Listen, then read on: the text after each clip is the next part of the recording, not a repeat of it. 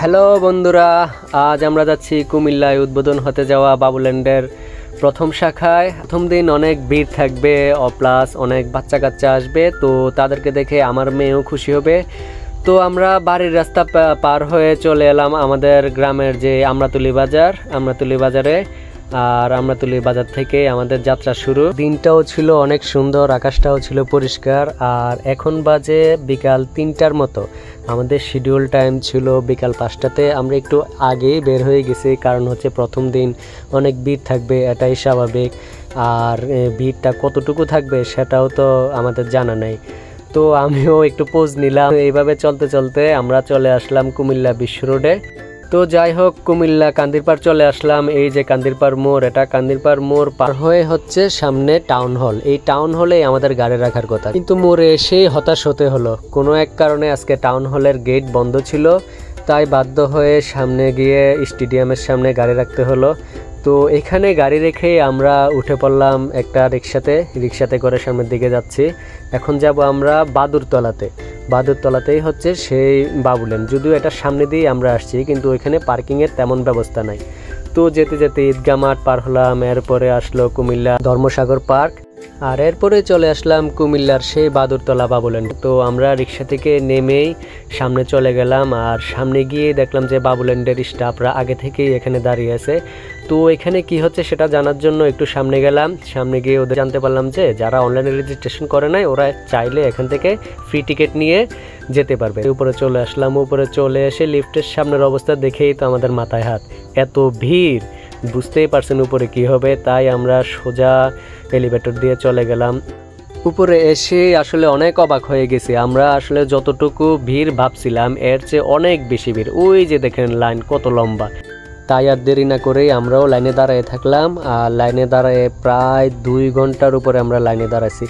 আর সামনে আসলে অনেক অনিয়ম ছিল, অনেকেই আসলে বাইরে থেকে এসে ভিতরে যাচ্ছে কোনো লাইন ছাড়া। আর এই জন্যই হচ্ছে লাইনটা অনেক স্লো গেছিলো। তো অনেকক্ষণ প্রায় 2 ঘন্টার মতো আমরা লাইনে দাঁড়িয়ে থেকে অবশেষে আমরা টিকিট কাটতে পারছি। টিকিট কেটে তারপর আমরা ভিতরে ঢুকছি।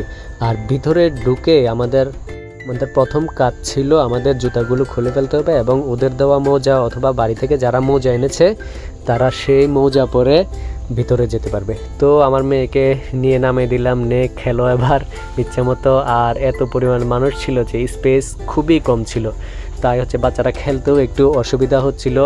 আর এইখানের যে স্টাফরা ওরা ছিল অনেক প্রফেশনাল। এই যে দেখুন একটা ছেলেরে কীভাবে ভিতর থেকে উঠাই আনছে। অনেক বাচ্চাই আসলে এভাবে ডুবে যেত। আর এইদিকে পুরোটা ভবনে হাঁটারও তেমন কোনো ব্যবস্থা ছিল না, এত পরিমাণ ভিড়। আর এদিকের মেয়েরা খুবই হেল্পফুল ছিল। এই যে ওকে এখানে বসে দিলাম। এইগুলো আগে আমরা আসলে ঢাকা শিশু পার্কে আমরা চায়ের কাপ বলতে একটা রাইড ছিল, অনেকটা এরকমই, এটারই একটা মডিফাইড ভার্সন। তো এইখানে ওরা ঘোরাচ্ছে। তো এইখানে ঘুরতে ঘুরতে আমিও 4-5টা দেখতে লাগলাম। আসলে মানুষের জন্য তেমন একটা দেখা যাচ্ছিল না। আর ওরা যতটুকু স্পেস পেয়েছে ওই স্পেসটার আসলে খুবই ভালোভাবে বন্টন করছে। প্রত্যেকটা স্পেসে হচ্ছে বাচ্চাদের একটা না একটা খেলনা থাকবেই। আর এদিকে হচ্ছে সবাই লাফালাফি করে দেখে আমার মেয়ে চিল্লাচিল্লি শুরু করছে, না আমিও যাব। তাই ওরে নিয়ে গেলাম লাফালাফি করতে। বাট এখানে ওর বয়সটা ছিল আসলে একটু কম, আর অন্যান্য বাচ্চারা অনেক বড়। তো সে নেমেই প্রথমে পারছিল না যে কিভাবে লাফাতে হবে, এই যে পড়ে গেছে। ওর এই অবস্থা দেখে পরে ওই যে পাশের মেয়েটা এসে ওরে হাত ধরে উঠাইয়া পরে ওর হাতেই ও লাফাচ্ছিল। ও অনেক মজা পাচ্ছিল ওই মেয়েটাকে। আসলে ওদের স্টাফগুলার কথা না বললেই নয়, ওরা আসলেই অনেক ভালো ছিল, হেল্পফুল ছিল। এতগুলা বাচ্চা আসার পরেও ওরা প্রত্যেকটা বাচ্চাকে খুবই সুন্দরভাবে হ্যান্ডেল করছিল। তো এখানে লাফাতে চলে গেলাম অন্যদিকে কি আছে দেখার জন্য। তো এখানে দেখলাম অনেক বাচ্চারা সাইকেল চালাচ্ছে, খুবই মজা পাচ্ছে। আমার মেয়ে দেখে তো শুরু করছে আমি সাইকেল চালাবো। বললাম যে মা এখন চালাইও না, এখন তো সবাই চালাচ্ছে, তুমি একটু পরে চালাও। তো ওরে নিয়ে বসাই দিলাম এটাকে কি বলে, তিমি মাছের এখানে। তো তিমি মাছের এখানে বসানোর পরে তো অনেক মজা পেল। আর চারপাশে অনেক মানুষও দেখতেছে, মানে কখন খালি হবে, খালি হলে ওদেরকে বসাই দিবে।